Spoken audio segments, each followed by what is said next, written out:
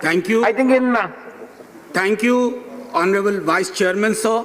My compliments. It's your maiden day. Thank you. मैं माननीय vice chairman साहब आपके माध्यम से कहना चाहता हूं कि ये प्रेमचंद के गोदान के जो गोबर और धनिया थे ना, अब वो उतने कमजोर नहीं हैं। ऐसा नहीं है कि उनको समझ नहीं आ रहा है कि उनके साथ क्या हो रहा है। माननीय प्रधानमंत्री जी ने संभवतः अभी अचानक बिहार बड़ी चिंता में आ गया है सबके, मैं जानता हूं वजह, तो बिहार में संबोधित करते हुए कहा कि गुमराह कर रहे हैं कोई। अरे साहब, आपने तो राहें गुम कर दी, तो गुमराह कौन क्या करेगा।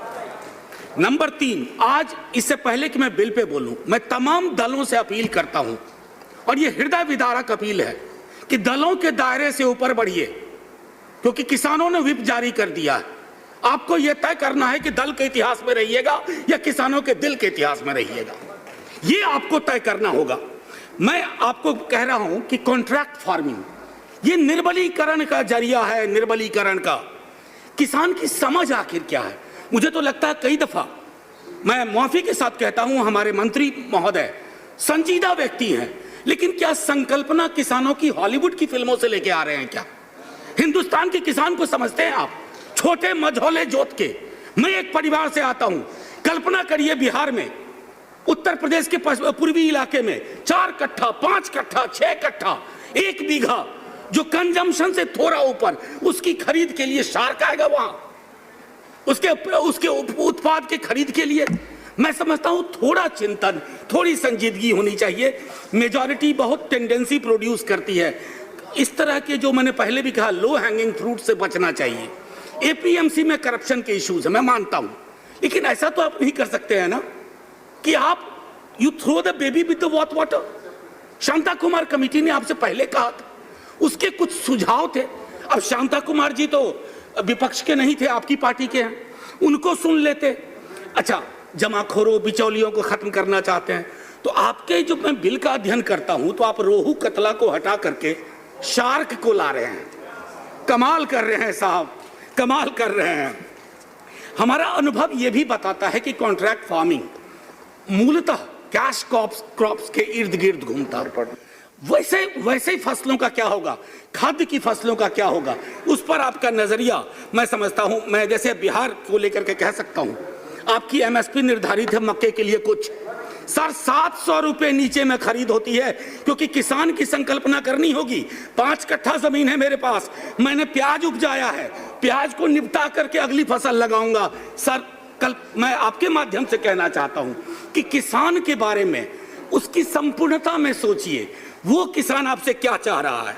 और एक चीज मैं और भी कहना चाहूंगा कि आपके तमाम बिल्स और एक्ट्स में देख रहा हूं बीते दिनों में, आप सहकारी संघवाद कहते हो रेडियो टेलीविजन पर, और अहंकारी संघवाद के हिसाब से काम करते हो। राज्यों के दायरे में घुसते जा रहे हैं। तो मैं तो अपील करूंगा, एक झटके में राज्यों को खत्म कर दीजिए, न रहेगा बांस, न बजेगी बांसुरी। और आखिरी टिप्पणी करने से पहले माननीय, मैं आपके माध्यम से ये भी कहना चाहता हूं, आज भारत का किसान आपकी ओर देख रहा है, सदन की ओर देख रहा है। मैं बार बार दोहराऊंगा कि भारत का किसान आज ये अपेक्षा कर रहा है कि आप क्या करने जा रहे हैं। ऐसा ना हो कि वो ईस्ट इंडिया कंपनी टाइप हालात हो जाएं। हम धीरे धीरे वैसे भी पूंजी की गिरफ्त में जा रहे हैं। मैं जानता हूं पूंजी कुछ लोगों को बहुत आराम देती है, लेकिन कुछ को तो आराम देती है सर, बाकी की जिंदगी में कोहराम मचा देती है। ये तय करिए और उसके बाद आगे बढ़िए। और आखिरी टिप्पणी करने से पहले मैं ये कहना चाहूंगा, लास्ट मिनट प्रोफेसर जी, लास्ट मिनट। सर, मैं जानता हूं, मैंने पहले भी कहा था कि उस कुर्सी में ही कुछ है। सर, एक चीज जो मैं आखिरी टिप्पणी से पहले करना चाहूंगा कि जब आप मझौले छोटी जोत के किसान को देखते हैं, तो आप कह रहे हैं कि हम डबल करेंगे इनकम। सर, कहां, कब्र में लिटा करके इनकम उसके ऊपर लगा दोगे? वो बचेगा ही नहीं, वो उसके खात्मे की इबारत आप लिख रहे हैं।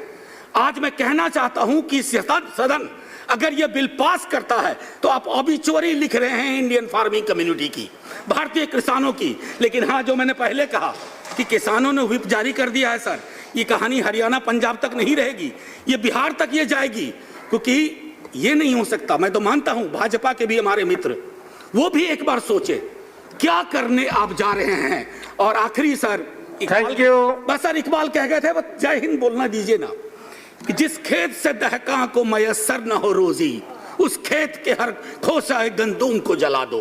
जय हिंद, जय किसान। Thank you, Professor. The next speaker, Dr. Amar Patnaik.